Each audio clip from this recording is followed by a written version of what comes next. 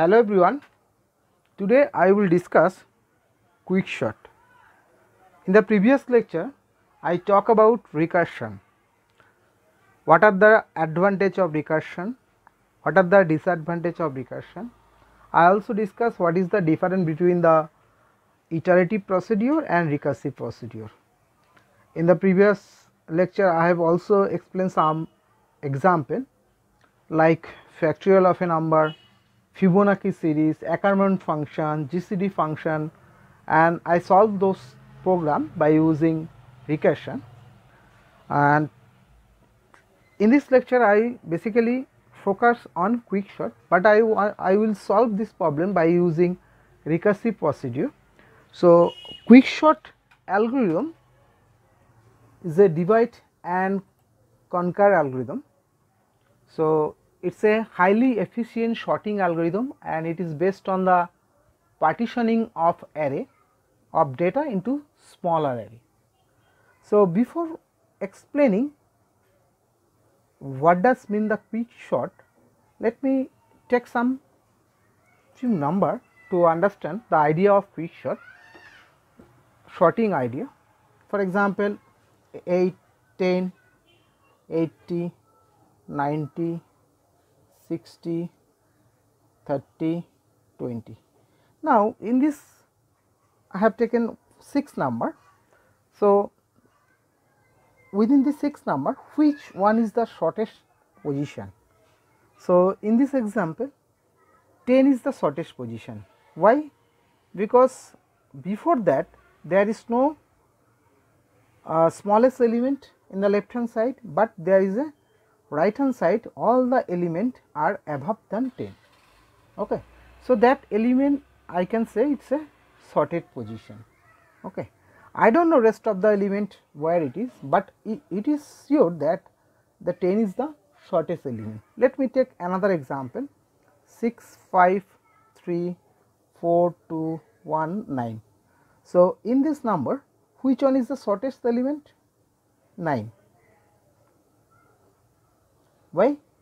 Because 9 is the perfect position. Why? All the number in the left hand side are smaller. 9 is the highest number. So it is in a perfect position in array. Let me take another example, for example 4, 6, 7, 10, 1, 2, for example 5, whatever it is. I am just want to say the how can I find a particular element in a sorted position. So in this example you know that whatever the element in the left hand side all the element are less than 10, but if I write in this way 11, 12, 55, okay, all the element after the 10 is a higher than 10. So 10 is the sorted position in this array. So it is a perfect position. And let me check this one. So if I write, so this element 10 which is in a perfect position of sorting element, so we can find out easily from this list of number that that element in a perfect position or perfectly sorted. Okay. But if I think this idea, how to say that this element in a perfect position in my array, that is the idea of quickshot. We find out a element which is in a perfect position in my array, okay, if I want to sort. So it means that whatever the element in the left hand side must be less than, and whatever the element in the right hand side must be greater than to this element. Okay. So let me take a simple example. What is the idea of quickshot? So I have taken a simple array and list of number, and here the number is 42, 23, 74, 11, 65, 58, 94, 36, 99, 87. Okay. Now, like this example, I have to sort all the element. Okay. But which element I want to find out a perfect position, that element is called pivot element. For example, here 42, if I consider 42 is a pivot element, I want to find out the position of the element in the array, which one is the perfect position or perfectly sorted position. So, like this one. Okay. So, where 10 is a, so where the 42 will be the sorted position. That is the idea of quicksort. So, quicksort is a partitioning sorting algorithm and is based on partitioning the array. How can I say that? So, let me take this example. Here in this array, the first index is called lower index. I have just write here L, you can write low here also for understanding, and that is the high index, or you can write upper bound and lower bound also. Okay. How can I find out the position of 42 or pivot element? So, we will start from the left hand side. Okay. For example, here the index is for loop I, and here j is index, whatever the index are upper bound plus 1. So, it will continue this process from left hand side. This is my pivot element. It will check from the next element, find out the which one is the highest value compared to 42. So, every time I will check. So, let me take this one. So, here 42 I, then next I will find out the position in my array which one is the highest element compared to 42, largest element, the first one. So, 23 is larger than pivot element 42? No. 74? Yes. So, the I will be come here, and I will start j, and I will find out a smallest element which is lower than the 42. So, here 87 is not lower than, 99 is not lower than, then 36 is lower than pivot element. It is smallest than pivot element. So, j will come this position. Okay. Now, this when I got the highest element compared to my pivot element, the position is I, and here I got the lowest element which is compared to pivot element 42. So, then I will exchange the value of position j and I. What does mean? So, I will exchange 36 to this position. So, now this is 36 and now this is 74. Okay. And this process will be continued. So, let me check again which one is the largest element, then 42, 11 is not largest, second one is I. So, I will be incrementing.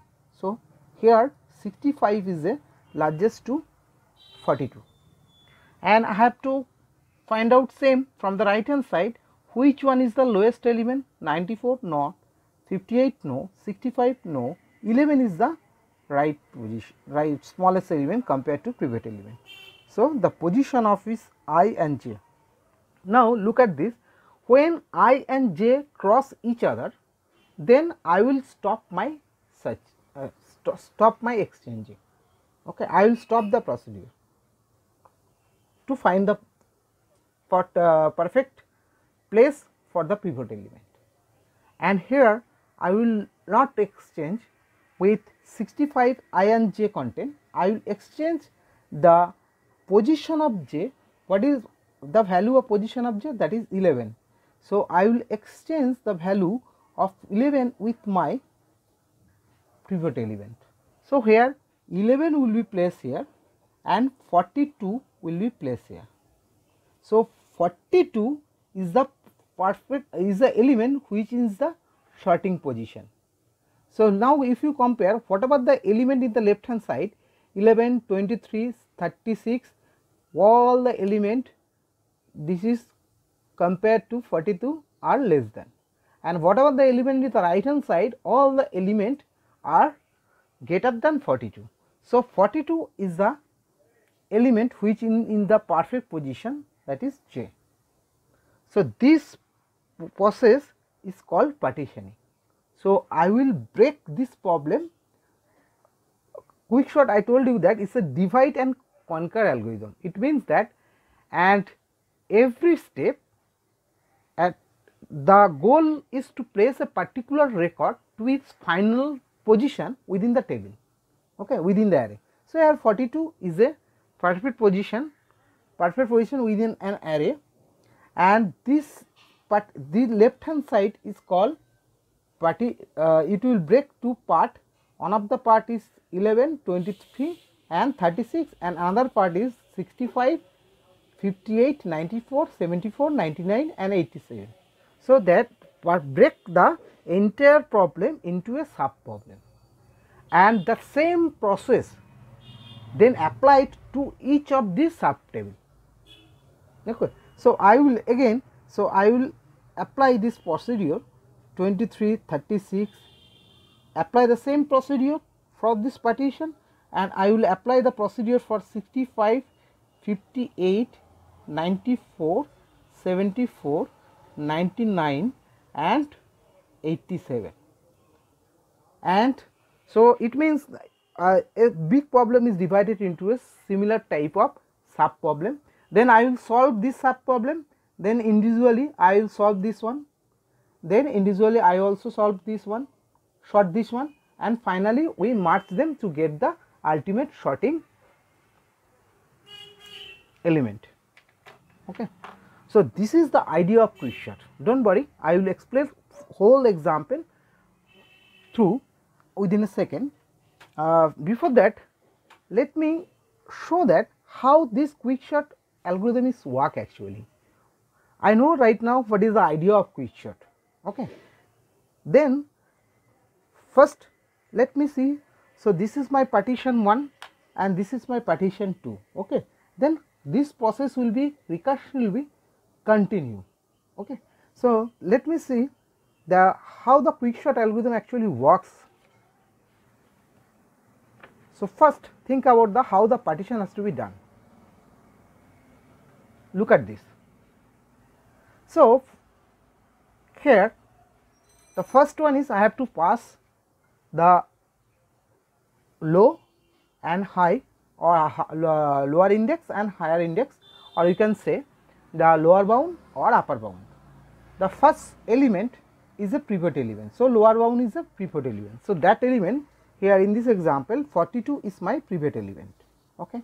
Then I will start I equal to low and j equal to h high, and this process will be continue until I less than equal to j. What will happen?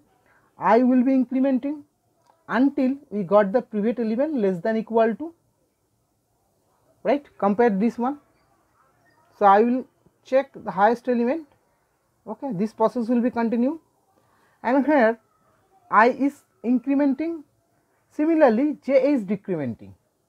This process j will be decremented how many times? It will continue until aj greater than pivot. Okay. So when j is greater than pivot, that process will be continue, and whenever I less than j. So look at this, the first example, when I exchange the value of 36 with 74, I less than j, I is always less than, so I less than j, the process will be continue, I will exchange the value of ai and aj, and when I cross each other, so that means this I less than j, this process will be continue. After that, when I is greater than j is less than I, the opposite thing, then I will exchange the value with pivot element.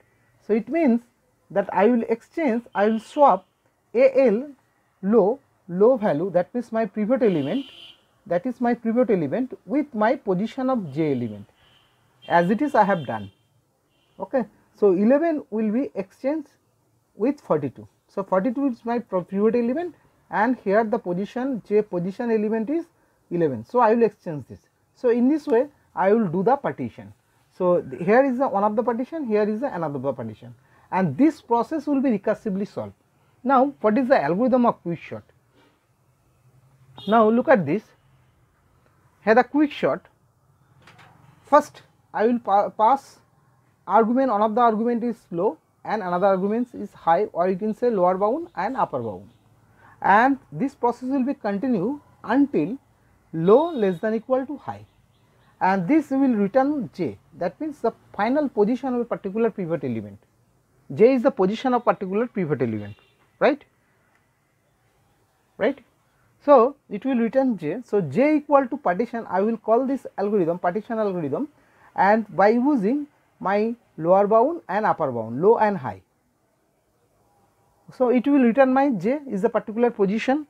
For in this example, this is my particular position j, okay, right? And I will call the Quickshot from the rest of the procedure from left hand side j, that means this one.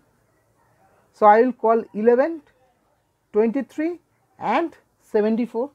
So again I will call the Quickshot for partition, then again I will call j plus 1, okay, the next one from this position to this position I will and up to high. So that means 65 to 87, that element I will call j plus 1 to h, and that is my I low, and that is j is my highest index. You know the j is whatever the index in my array plus 1.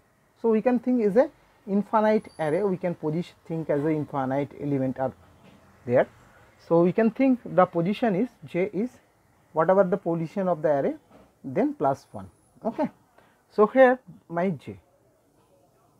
So first it will call the partition, and then it will call recursively this Quickshot algorithm again by using low and j, and next again it will call j plus 1 for age. So in this way the left side of this pivot element will be continue, and right side of this partition will be continue, again the same procedure. That is why recursively we can solve the Quickshot algorithm very easily. Now there are many different versions of Quickshot algorithm that pick the pivot in different way. Always pick the first element as pivot. In our case we have just considered this version, and you can also consider the last element as a pivot, we can do that, and even you can choose the pivot element randomize. So that is called randomized Quickshot, and you can take the median as a pivot element. So Quickshot first partition an array, then call itself recursively twice to sort the resulting sub array, because every time we are just partitioning, and this algorithm is quite efficient for large size of data set. And I have just already explained that the worst case complexity of Quickshot of order of n square, where n is the number of item or element, and base case complexity is order of n log n, where n is the number of items. So in this lecture I have just explained the idea of Quickshot, how it is work actually. I have not given any complete example, and this example I will continue in my next lecture with the help of PPT presentation, and I also implement this Quickshot algorithm with the help of C programming. So I will show the coding example of Quickshot in my next lecture. Thank you.